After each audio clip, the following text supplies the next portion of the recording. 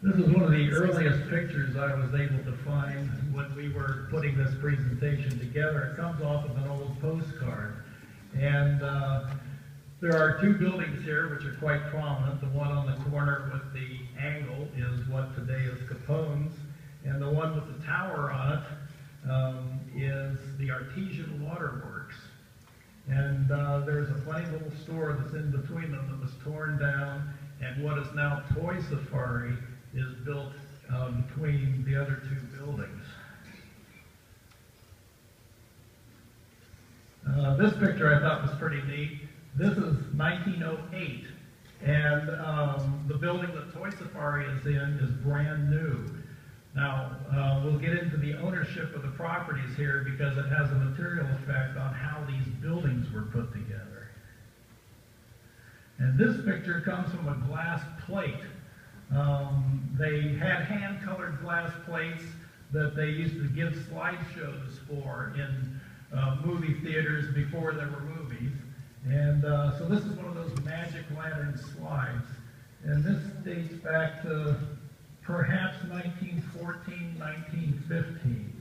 So it's a pretty good picture of Alameda in those days, and the building with a tower turret across the intersection was completely remodeled in the 30s, and that is now Starbucks.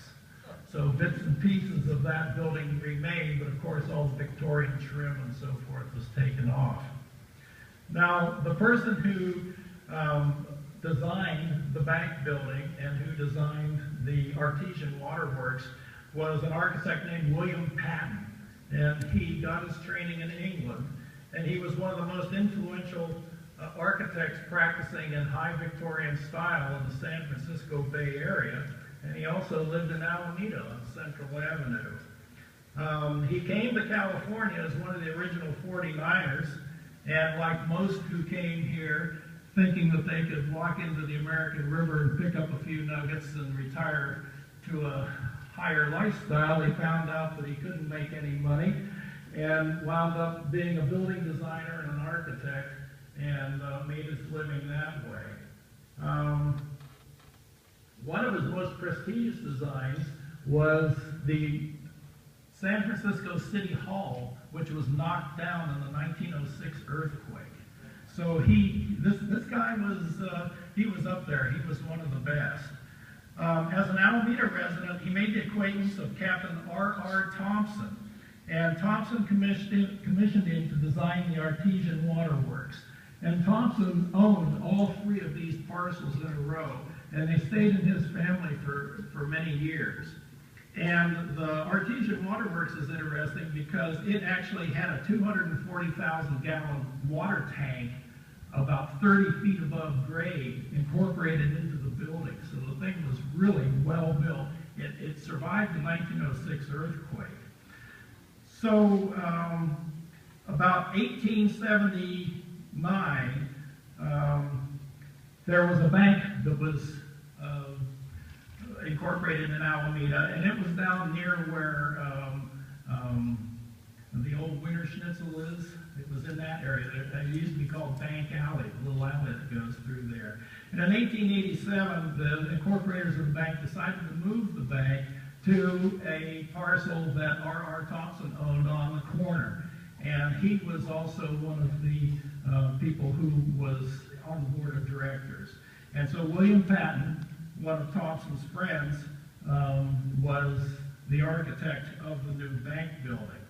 And then between 1888 and 1995, the building was continuously operated as a bank with various banking operations in it. Wells Fargo was the last, and they were in the building between 1960 and 1995. And then after that, banking changed throughout the world, and banks like what Wells Fargo had were no longer economically viable. So they moved out, and the building wound up having a number of, I'll call them temporary tenants, if you will. But the bank building was not being utilized as well as it could be.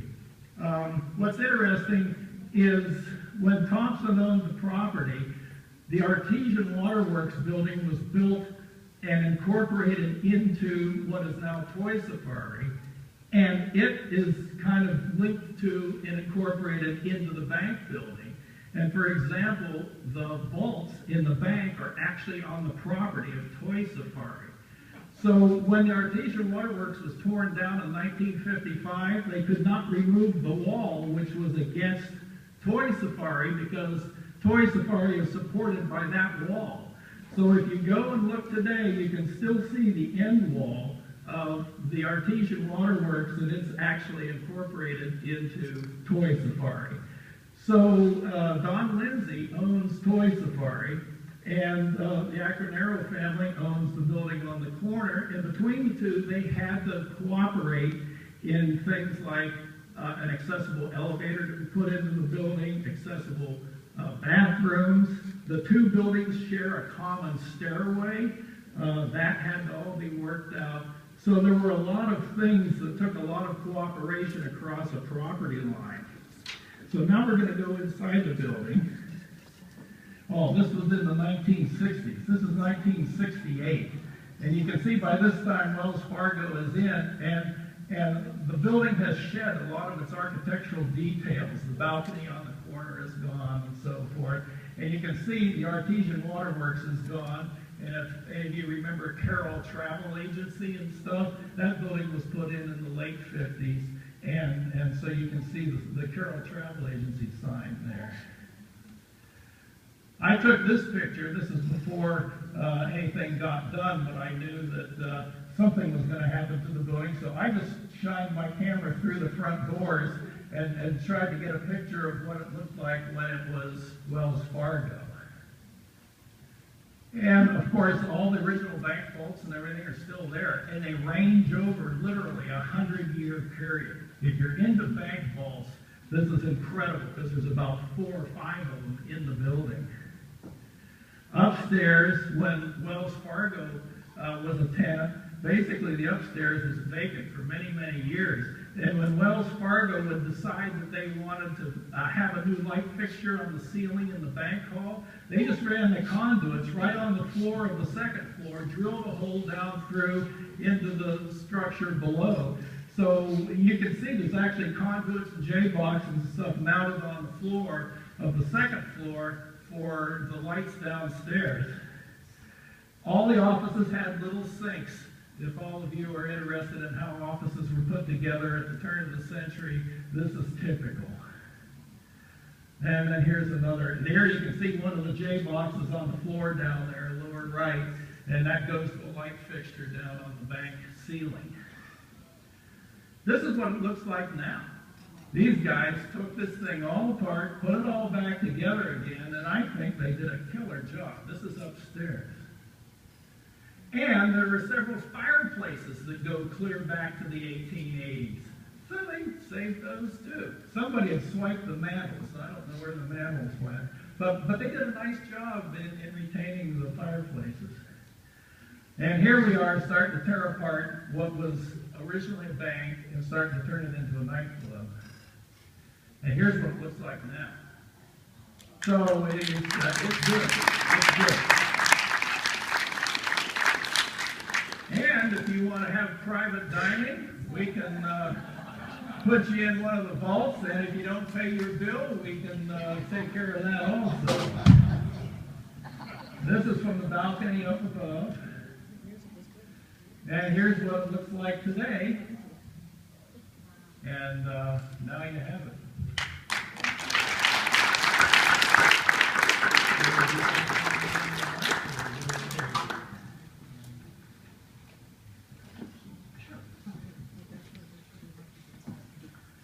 I think you can say it was quite a project, and in order to make a project successful, it takes a lot of players.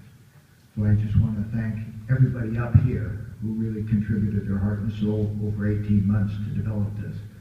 We had a common vision that we wanted to create something that was unique to Alameda, restore something that would be at ground zero, right downtown, that would unify the community, and something that we could all be proud of.